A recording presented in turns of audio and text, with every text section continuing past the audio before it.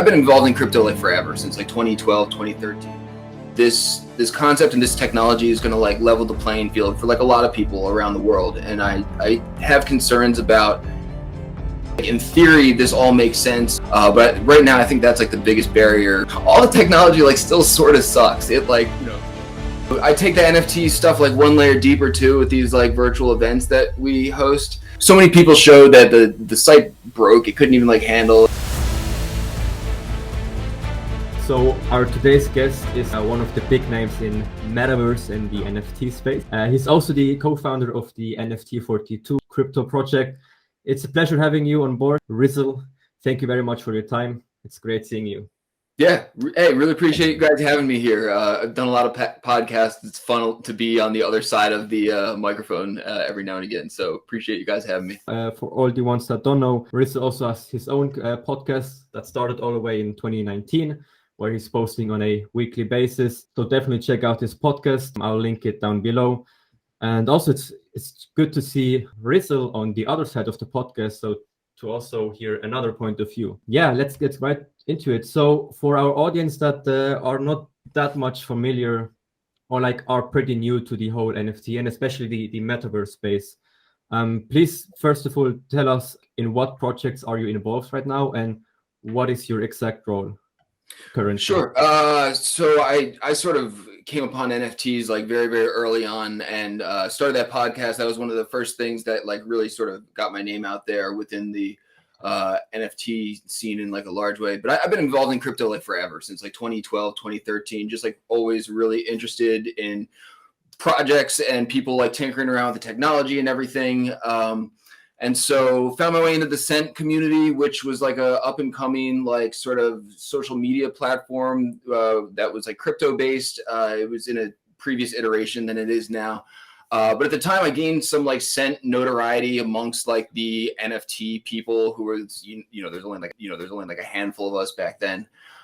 So went on to start the podcast just because called the Matt and Rizzle Show, just because Matt and I like vibed together and we had a good time hanging out and talking about what was going on, and we figured why not record it and just put it out there. And so that sort of spawned like a few other projects. We started doing a weekly virtual meetup called the Whip Meetup. That takes place in a different like metaverse location each week. So a lot of times we're in crypto voxels, but we've gone like all over the place, Decentraland and a lot of the big like crypto based metaverse platforms. And we hold like events there and have like a speaker lineup and do like weird metaverse games and activities and giveaways and stuff like that. And so we had been doing all of these things like basically for fun, like early on in the NFT scene, and there wasn't like a huge community back then, and have kept it going ever since, like just for fun. We're not like getting rich on these projects, but that has spawned like a million other opportunities that I've been involved with. I co-founded NFT 42 with Jim McNillis, and that has spawned like a million other projects.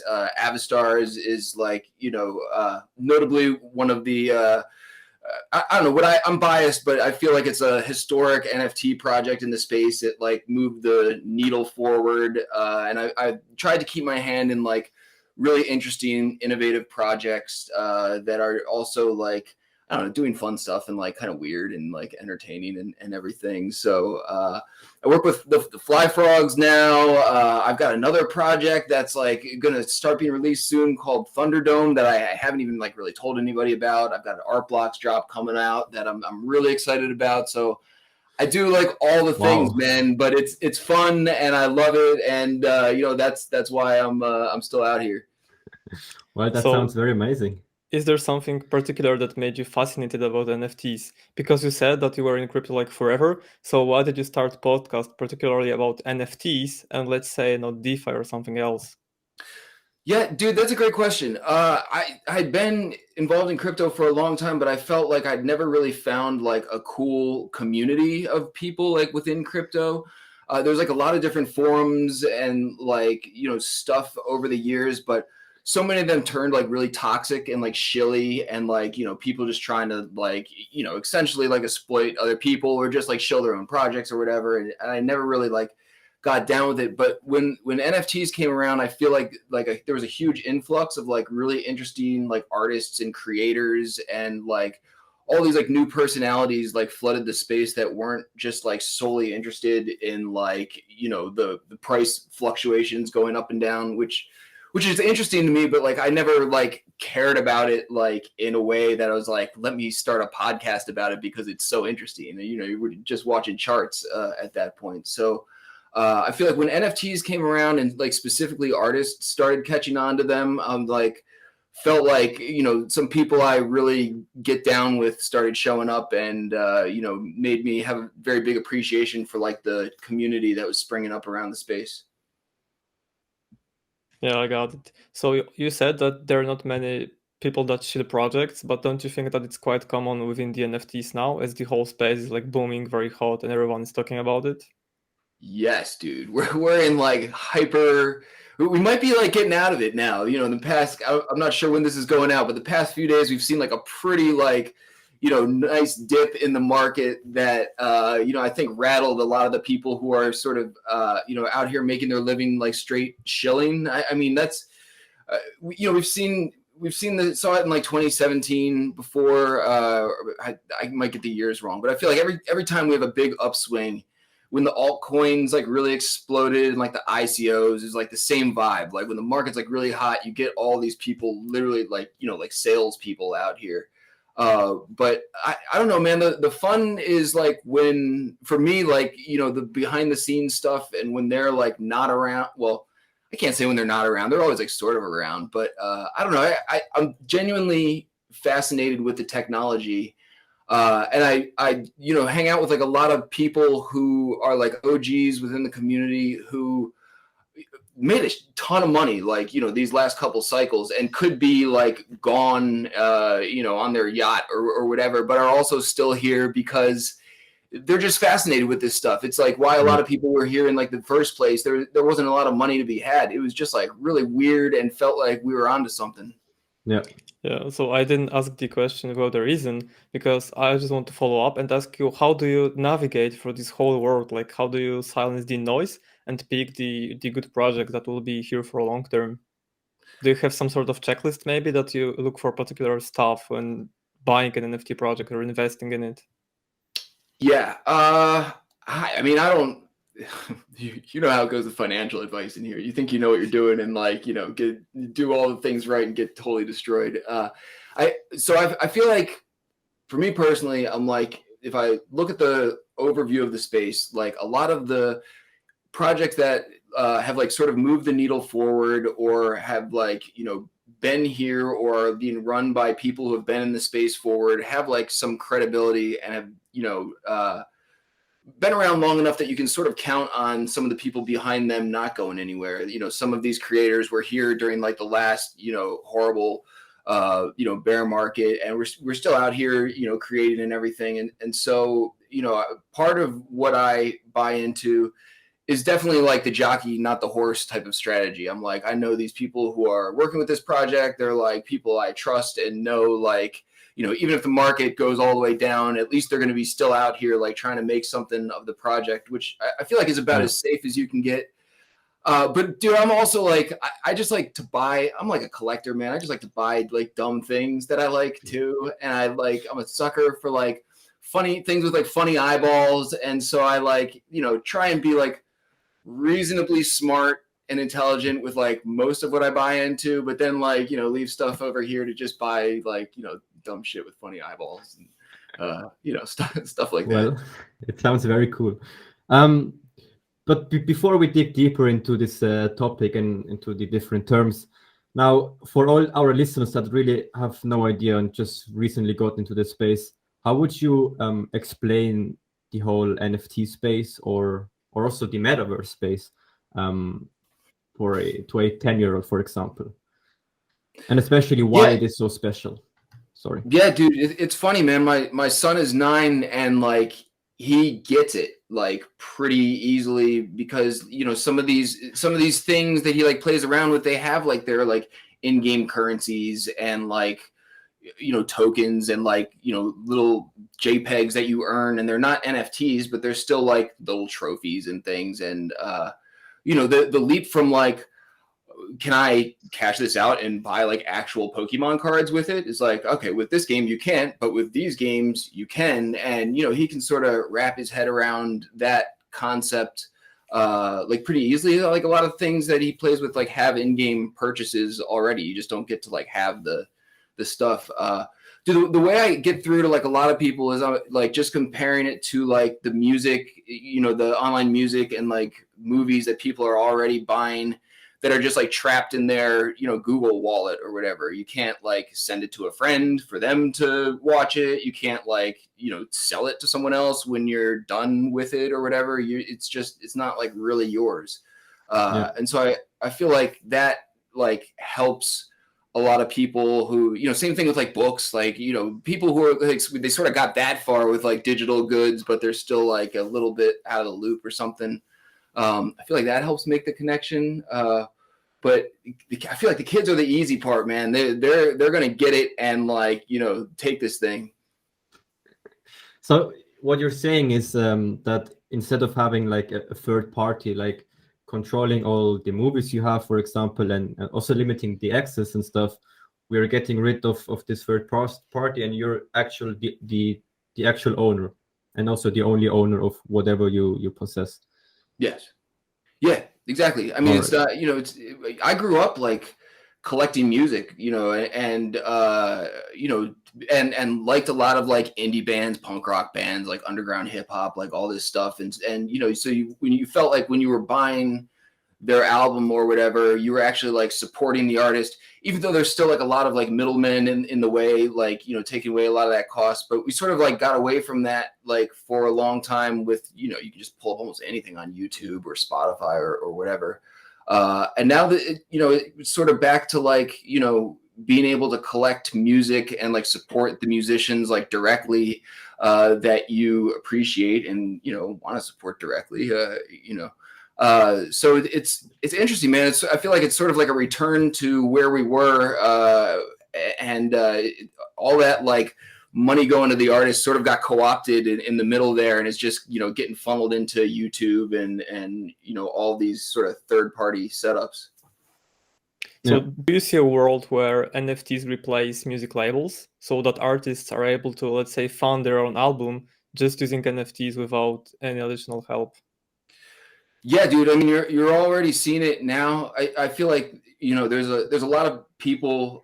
There's still going to be a need for middlemen in like some respects, right? There's like still going to be a lot of people who don't want to do all of that legwork. But I think ultimately getting set up with, say releasing your album on an NFT, even if you got to go to like, an agency or something like that, helps you set that up. You can still set it up in a way that's not like predatory, where like the musician still receives like the bulk of the income. And the royalty situation is like such a game changer for artists and stuff too. These things sell on the secondary market.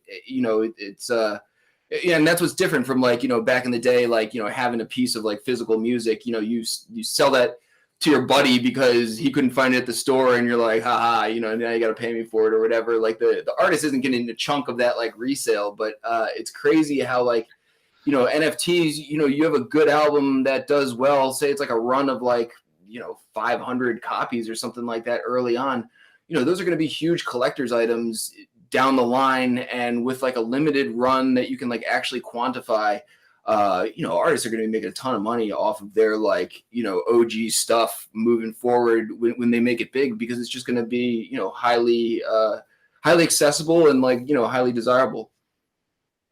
Yeah. I get it. So it's like a win-win for everyone. We have a different kind of parts that can gain advantages. Now that we talked about the advantages, well, what are some challenges that you see in the future for NFTs or risks? Dude, I have concerns about the gas costs on Ethereum. That there are other blockchains that, make that not as big of a deal or whatever, but they all have their issues too. I really like am a big believer that, this concept and this technology is going to like level the playing field for like a lot of people around the world. And I have concerns about it just being accessible to people if you have to pay these like crazy transaction rates that like are just, you know, make no sense unless you like bought into crypto early on and have or like are really know what you're doing in terms of like trading or flipping or just don't, you know, are so rich you like don't care or whatever. But you know, I feel like, you know, the whole concept of like putting the control in the hands of like creators like around the world, like I really like in theory this all makes sense. You know, it empowers like a whole lot of people in like a different way. But right now I think that's like the biggest barrier right now is like all the technology like still sort of sucks. It like, you know, kind of works, but it's like, you know, not that great. We're still getting there. All right, makes sense. So previously you said that you first got into the whole crypto and NFT space, well, especially crypto back in 2012, 2011, right? Yeah. So for everyone wondering, also me, what did you do before that, before 2010, 2011, and what led to this decision of focusing on the crypto space? Yeah, and how did you discover the whole crypto space? Because back then it wasn't that known as it is now.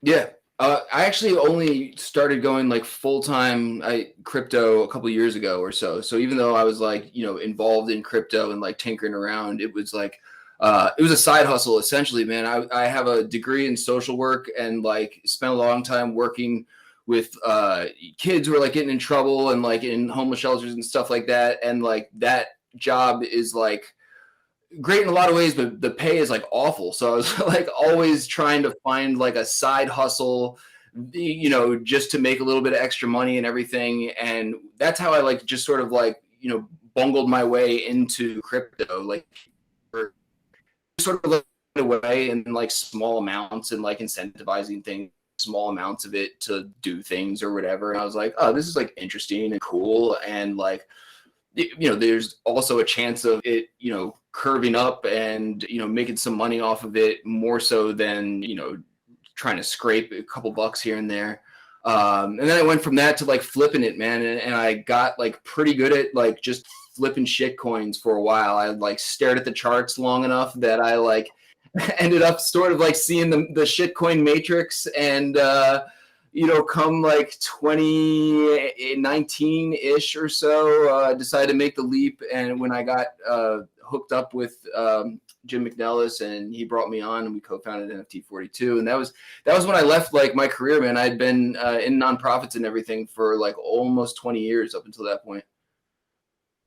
Wow. But I really need to dig deeper. But in 2011, because Bitcoin was founded like it has been 2 or 3 years at that time.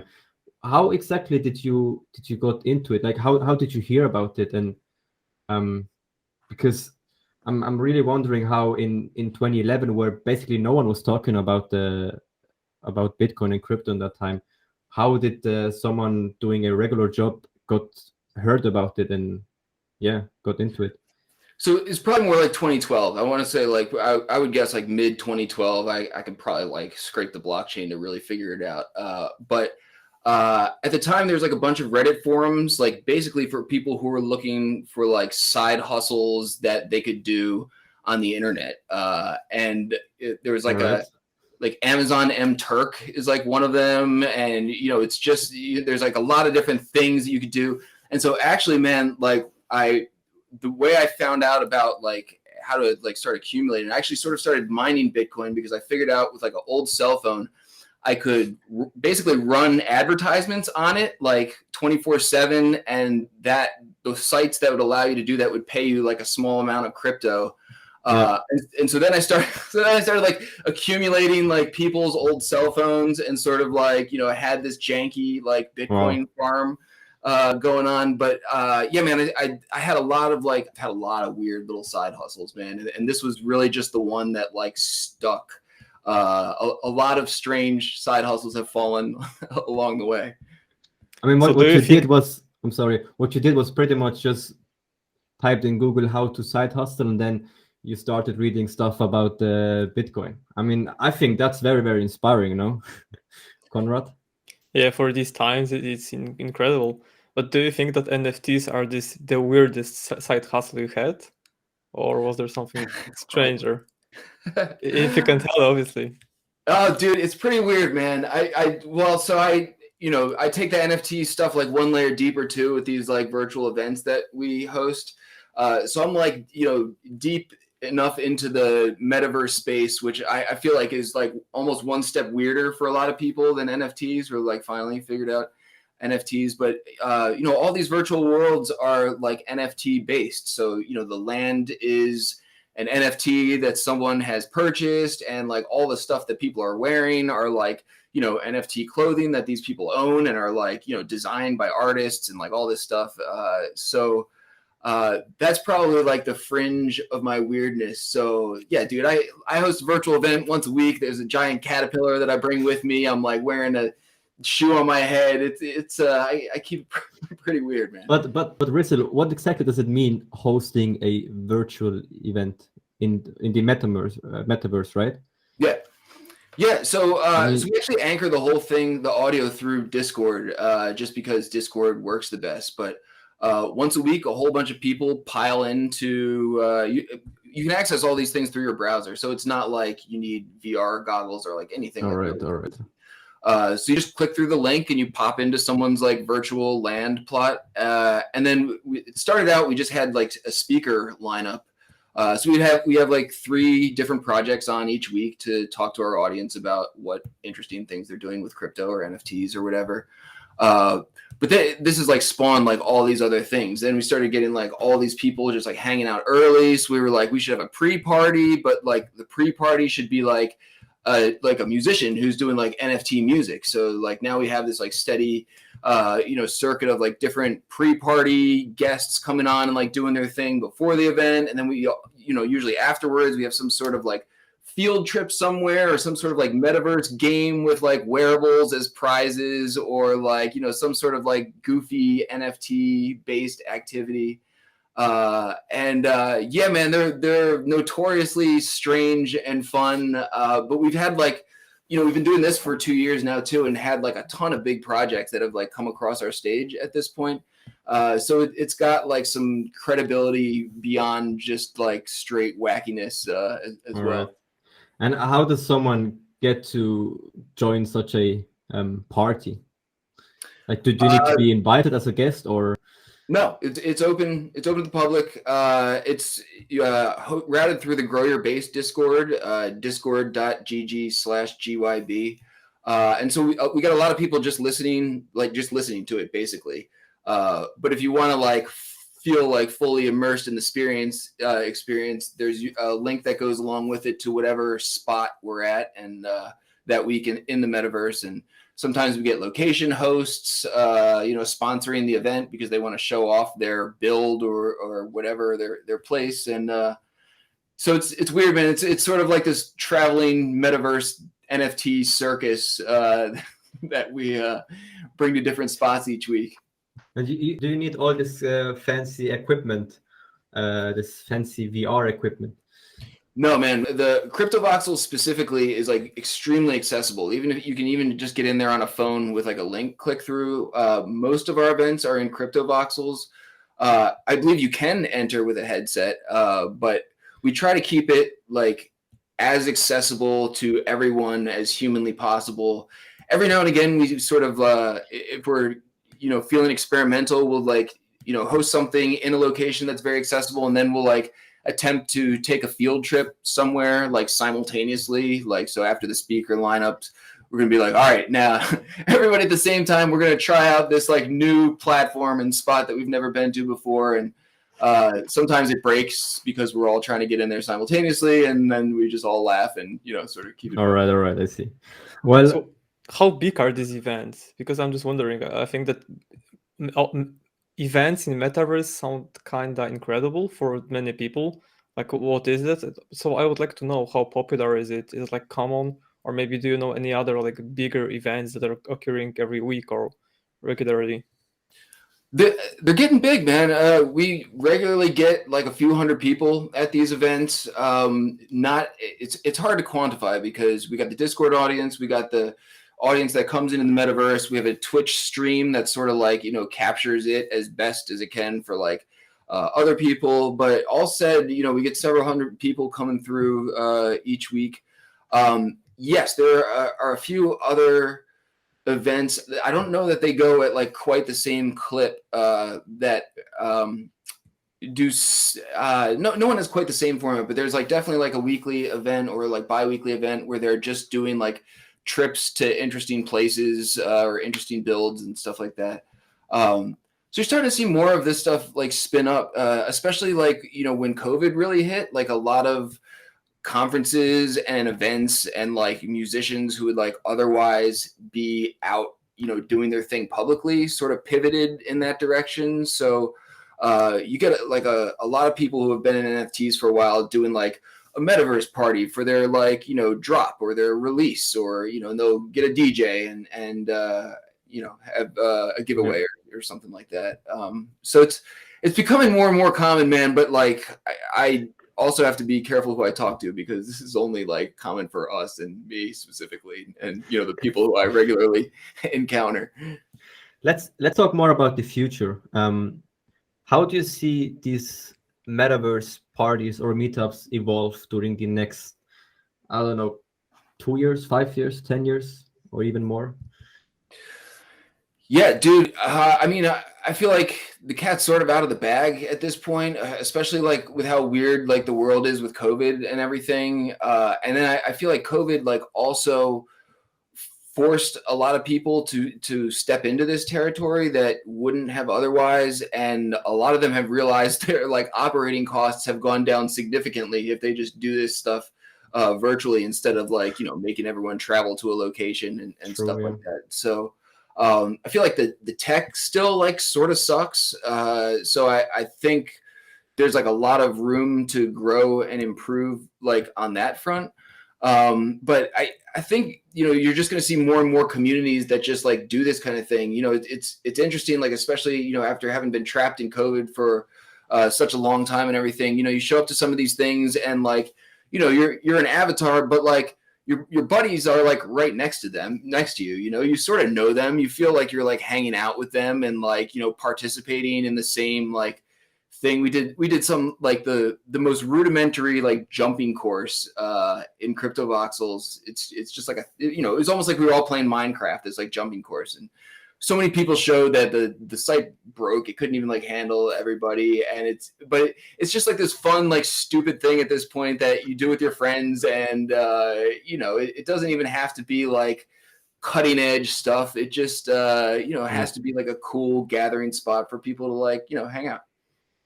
And how does it look in terms of hosting such event? Because I think that if many people hear term metaverse, they're often associated with buying a land, which is expensive, obviously. And like, what do you exactly need to host an event, or do you need a land? Because maybe you do.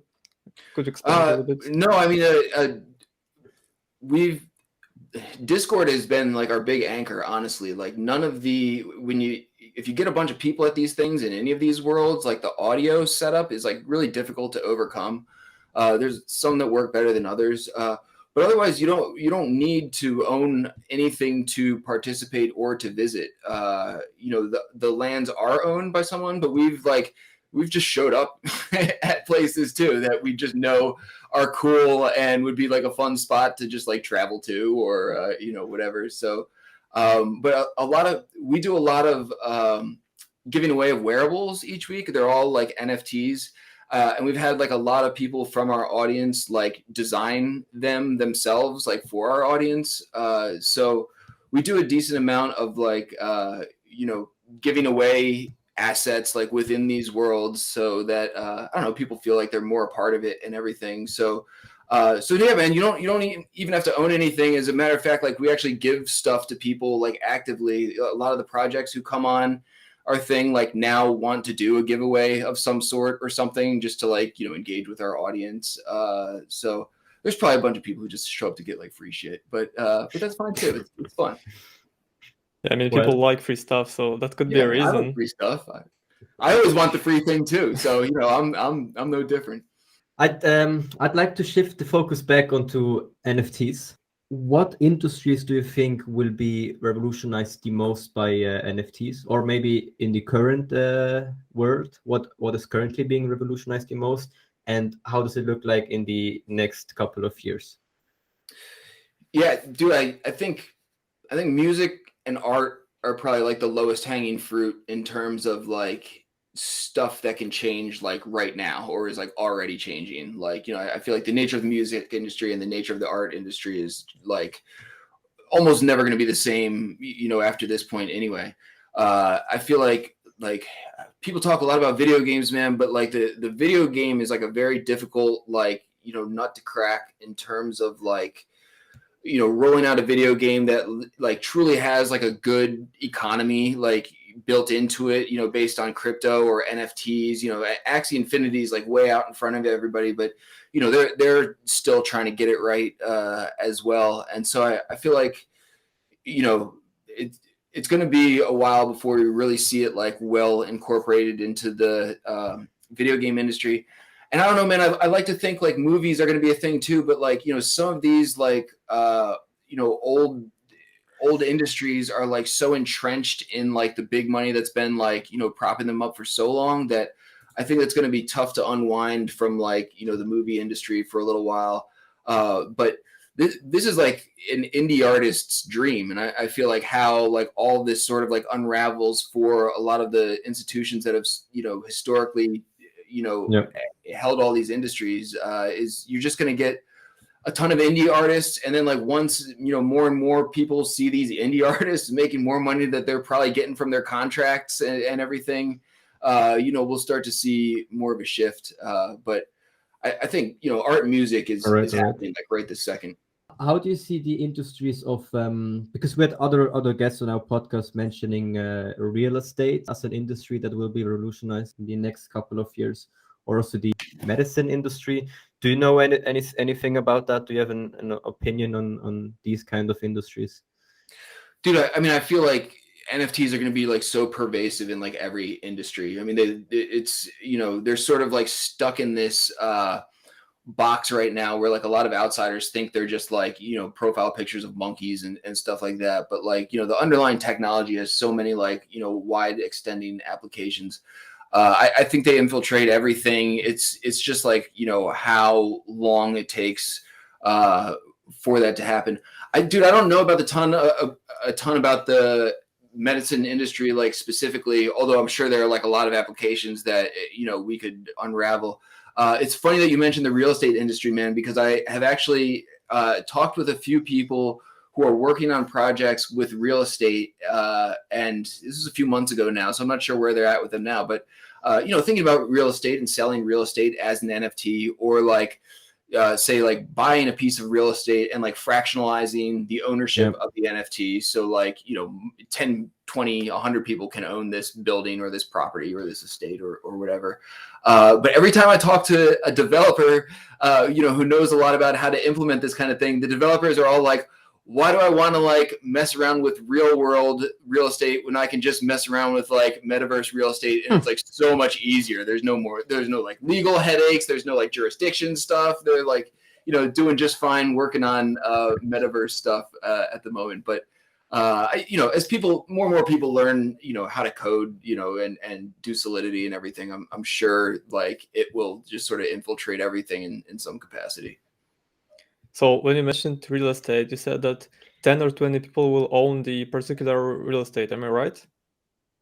Yeah, dude. So there's like a lot of like cool experiments and ideas being kicked around. So like, say for example, you wanted to sell your house as an NFT or something, and put a $100,000 price tag on it, just for the sake of numbers or whatever. And, you get 10 people splitting it up. There's been some experiments talking where like, so then, when you pay your mortgage or your rent or whatever, those 10 owners of your estate or house or whatever get a cut of that rent each month or whatever. So there's like a lot of different like ways to just totally like re-envision property ownership. dude, and then there's like other people like kicking around ideas of like, you know, rewarding people with tokenomics for like, you know, doing all these things and everything. It's like, you know, really, I feel like the ideas are so much better than the current existing systems that are out there. It's just a lot of the existing systems are just so entrenched that it's going to take a while to like unravel. Yeah, and do you think that people's opinion that crypto is a scam, a Ponzi, etc., is an obstacle in the adoption as general? Yeah, dude, I thought it was going to be more of an obstacle. Dude, I would have never imagined that it would have blown up the way it did over the course of 2021. I thought it was going to be more of an obstacle. I thought like the technology just like, you know, not always working that great was going to be much more of an obstacle. I felt like, you know, we really were going to have to streamline things a lot better before we would ever have the hopes of like any like, you know, mainstream anybody like, you know, picking this up. So I'm sorry, man. I lost my train of thought. What was the question? So I was wondering if like because people often associate crypto as a Ponzi. scam, and do you think it's an obstacle? And also, like, I'm wondering, how do people react in real life when you tell them that you host metaverse events? Like, what is their reaction? Or like, what do you mean? Is it possible? Oh, dude. So first question with the Ponzi and everything. You know, I almost feel like it doesn't matter too much anymore. And I feel like there are certain parts of crypto and NFTs that like do look like Ponzi's. I mean, you can't really deny that. But I feel like, you know, there's so much room for like creation and like, you know, doing things that have nothing to do with that aspect of it, that, you know, there's just so many broader uses of the technology, maybe one of which is creating like Ponzi schemes or whatever, but there's just so many other things that you can do with it. And in my head I'm like, you know, eventually, like if you want to spin up Conrad coin and people have to buy that to like do your thing or whatever, like, you know, eventually anybody's going to be able to do that kind of thing, you know, on their own or whatever. So I feel like that aspect of like crypto, like really just, you know, the direct to consumer, creator type of connection, is so massive, you know, regardless of whether or not people think it's a Ponzi. Dude, I try not to tell people I host virtual metaverse events. I start slow. I say I host like a weekly event, you know, that, you know, is virtual, and you know, a lot of people show up. We talk about interesting projects in the industry. Usually I can get away with that. If people dig deeper, I scratch you know, the surface a little bit deeper. But dude, it's still difficult to get people's head around NFTs like alone. So, you know, blockchain even, you know, some of these like very basic concepts. And Yeah. if someone was to get into NFTs, what would be your advice? Like, how do they start? What are the exact steps they can take in order to get into this world and maybe create something big? Yeah, I mean, I guess it depends on what they want to do, really. You know, there's so many different paths forward. Like I sort of, you know, I'm not an artist, I'm not a musician, or at least like not a good enough one to make NFTs or whatever. So but you know, I was always like a collector of things, and you know, still have like a lot of the collections that I had from when I was a kid and everything. So you know, I feel like there's so many paths within like NFTs to, you know, either create something, collect something, support someone, roll it into your current business. You know, I've worked with some charities that, you know, just help them figure out how to start accepting crypto and NFTs. You know, I really feel like if you understand what they do enough, you can almost, you know, figure out what way, what am I trying to say? What way works the most or makes the most sense to like work them into your life or what you like to do type of thing. It's tough because there's not really like a great like central body of knowledge. You sort of got to be out there digging to like really know, you know, what makes sense for you. Yeah, but I think that once you enter this world, it's like, is it not? I mean, not easy to navigate, but people are really helpful. Like, would Yeah. you agree that the community is really insane and like they're not toxic? I mean, some of them are, but mostly they're really helpful and they really want you to get in. Yes, dude. This is what I really liked when I was big in the Sen community in 2019, 2018, 2019.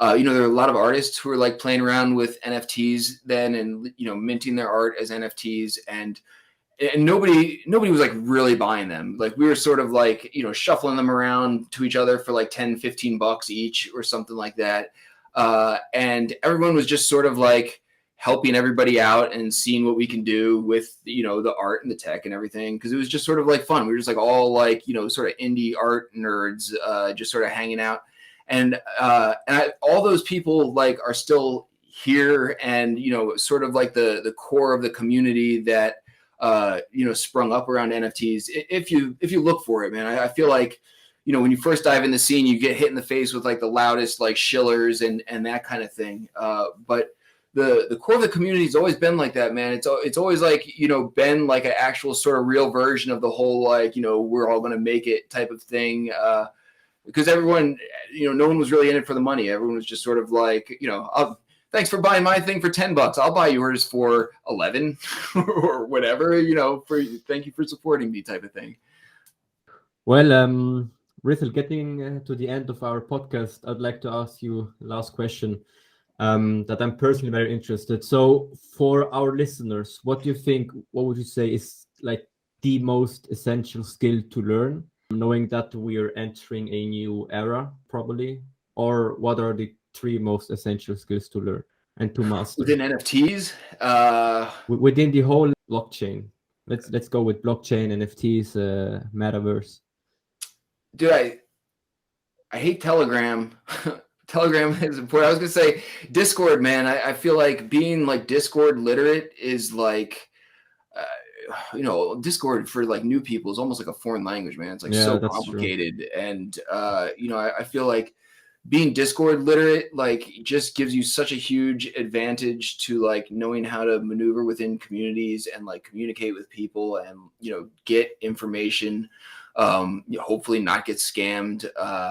But I don't know, man, maybe that's like probably the biggest thing. I feel like, community centered projects are going to be more and more prominent as time goes on. So I feel like knowing how to like, identify good communities, like, get involved in communities that, have like a positive feedback loop. I think a lot of the big brands and like a lot of the big corporations will probably always be here in some capacity, but I think we're going to see like a lot more of like, just bigger and bigger indie projects and like more indie projects, like all spread out, that there are a lot of opportunities for, within all of them. So I don't know, man, maybe like, honestly, I feel like, if I had any advice to anybody who's like interested, it's just like, you got to like sort of roll up your sleeves and like get your hands dirty and just sort of like figure out Discord, figure out who like, the trustworthy people are within the space, like, do your homework and everything. And then it's like you said, man, like we are the people who have been in here long enough. We're still like sort of on the cutting edge of this tech. Like no one really knows how this is going to shake out. But everyone's like really cool and like helpful for people who come in with that like same mentality and just want to like, do cool stuff in the space. So I think that's pretty much it, man. Like beyond like any technical stuff, like I think, if you really want to get involved in the space, you just got to sort of roll up your sleeves and figure out Discord. Yeah, amazing, man. Well, thank you very much, Rizzle. Thank you for your time. We appreciate it a lot. Yo, thank you guys. This has been fun. Appreciate it.